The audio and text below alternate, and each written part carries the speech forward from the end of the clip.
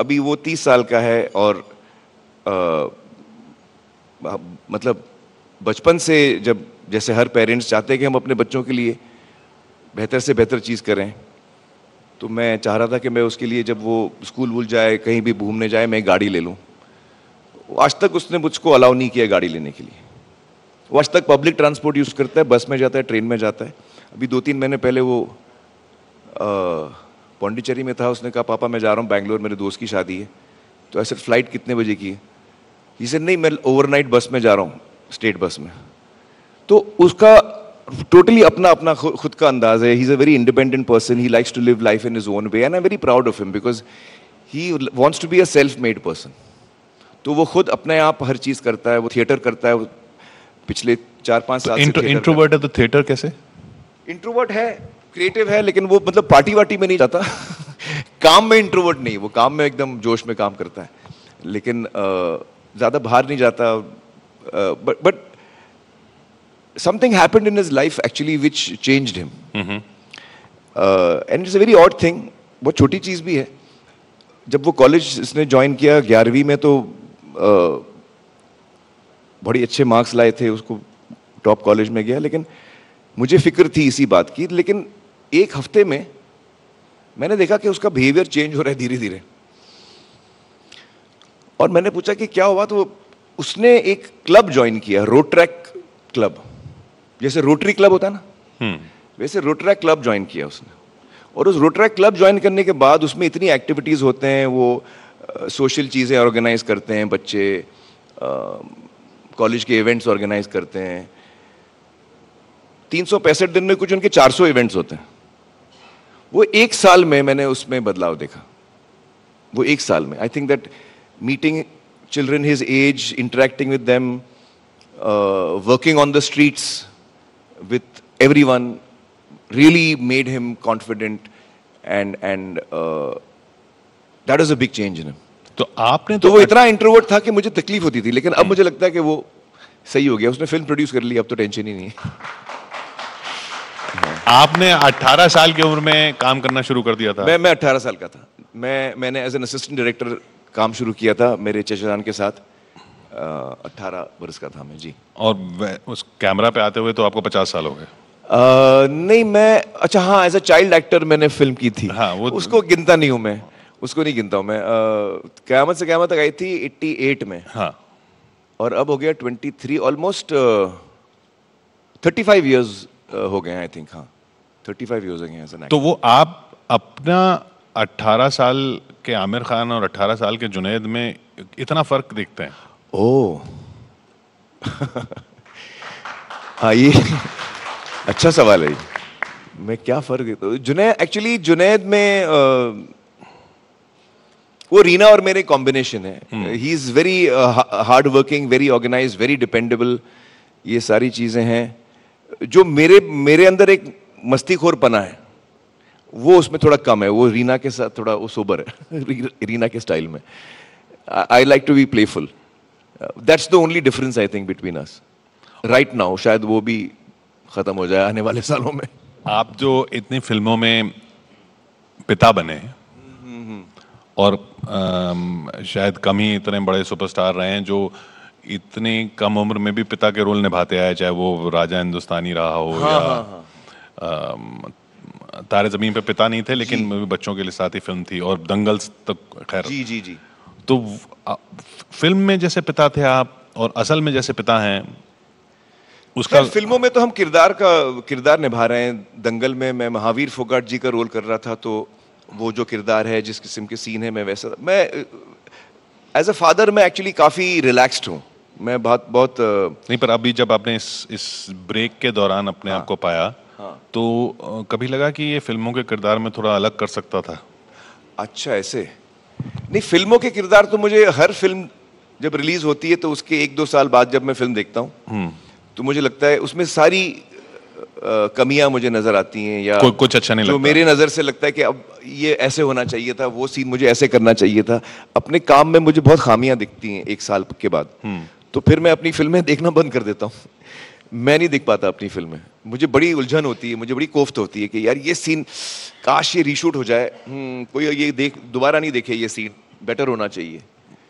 तो मुझे बड़ी तकलीफ होती है जब मैं अपनी पुरानी फिल्में देखता हूँ, तो मैं अवॉइड करता हूँ। मैं लोग आके बोलते नहीं है अंदाज अपना अपना में ये हाँ, था, नहीं, लोग तारीफ करते हैं, मुझे हाँ। खुशी होती है कि उनको अच्छी लग रही है, बट मुझे अच्छी नहीं लगती, तो मैं देख नहीं पाता। मैं बड़ा क्रिटिकल हूँ अपने काम के बारे में, जो अच्छी बात भी है, जो अच्छी बात भी है। इसीलिए परफेक्शनिस्ट कहते हैं आपको।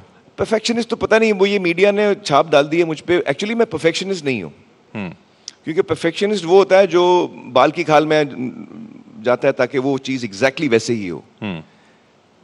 मेरी सोच ऐसी नहीं। मुझे लगता है कि कहानियों में मैजिक चाहिए, हमें जादू चाहिए, और सीन में जब आप शॉट दे रहे हो ना, तो उस वक्त कभी कभी जादू हो जाता है, और उस जादू के पीछे मैं दौड़ता हूँ एज एन एक्टर, कि वो जादू होना चाहिए। और so I think I am more passionate than perfectionist. कभी कभी चीजें परफेक्ट नहीं होती, लेकिन वो दिल को छू लेती हैं, और मैं उस चीज को उसके पीछे मैं दौड़ता हूँ, तो फिर उसके खोजता हूँ। तो फिर आपको रिग्रेट क्यों है कि आप परफेक्ट फादर नहीं थे?